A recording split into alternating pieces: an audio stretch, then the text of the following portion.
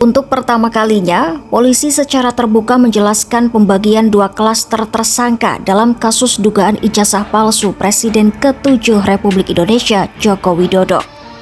Kasus ini menjadi sorotan publik karena melibatkan sejumlah tokoh publik dan aktivis yang dikenal aktif di media sosial. Dalam konferensi pers di Polda Metro Jaya, Jumat 7 November 2025, Kapolda Metro Jaya Irjen Asep Edi Suheri menyebut bahwa pembagian 2 klaster ini dilakukan berdasarkan hasil analisis digital forensik, peran hukum, dan jenis pelanggaran yang dilakukan masing-masing tersangka. Tujuannya agar penegak hukum bisa lebih mudah menentukan pasal yang tepat dan pertanggungjawaban pidana bagi tiap orang. Total ada 8 orang yang dijadikan tersangka. Mereka dibagi menjadi 2 klaster utama. Klaster pertama terdiri dari Egi Suyada, Kurnia Tri Royani, M. Rizal Fadilah, Rustam Effendi, dan Damai Hari Lubis. Klaster kedua berisi Roy Suryo, Rismon Sianipar, dan Dr. Tifauziah Tiasuma atau yang dikenal sebagai Dr. Tifa. Menurut penyidik, klaster pertama berperan dalam penyebaran narasi tuduhan dan penghasutan publik, sedangkan klaster kedua berperan dalam manipulasi digital serta penyebaran dokumen palsu di dunia maya. 5 orang di klaster pertama dikenai pasal gabungan dari KUHP dan Undang-Undang Informasi dan Transaksi Elektronik atau UU ITE. Beberapa pasal yang digunakan antara lain pasal 310 KUHP tentang pencemaran nama baik, pasal 311 KUHP tentang fitnah, pasal 160 KUHP tentang penghasutan publik, serta pasal 27A dan 28 ayat 2 UU ITE tentang penyebaran informasi kebencian dan penghinaan. Polisi menyebut mereka dinilai aktif menyebarkan tuduhan palsu di ruang publik.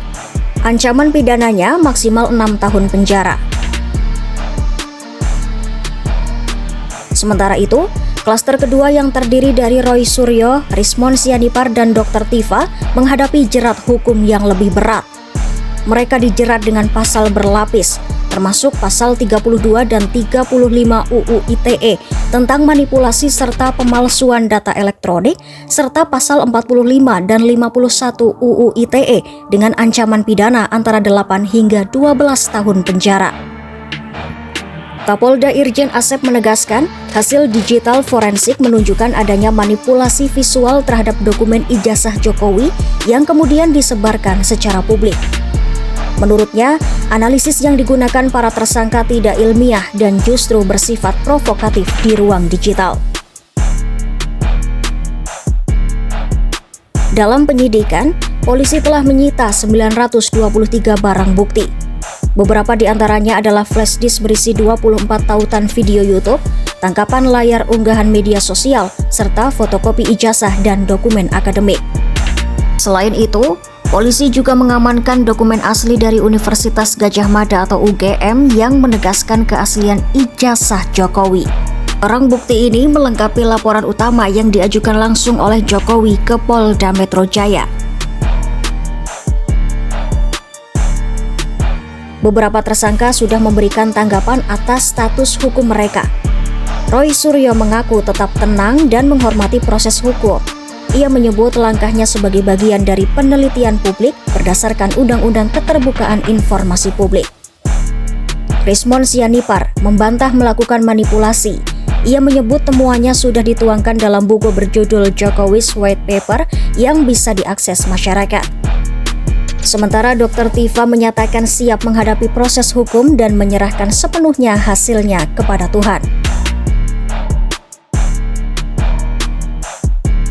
Kasus ijazah palsu Jokowi mulai naik ke tahap penyidikan setelah gelar perkara pada 10 Juli 2025. Total ada 12 orang terlapor, namun hanya 8 orang yang akhirnya ditetapkan sebagai tersangka karena memenuhi unsur pidana dan bukti digital yang kuat. Menurut Kabid Humas Polda Metro Jaya Kombes Ade Ari, 2 laporan lain dicabut oleh pelapor dan sisanya tidak memenuhi unsur tindak pidana. Kini, proses hukum terhadap 8 tersangka masih berlanjut.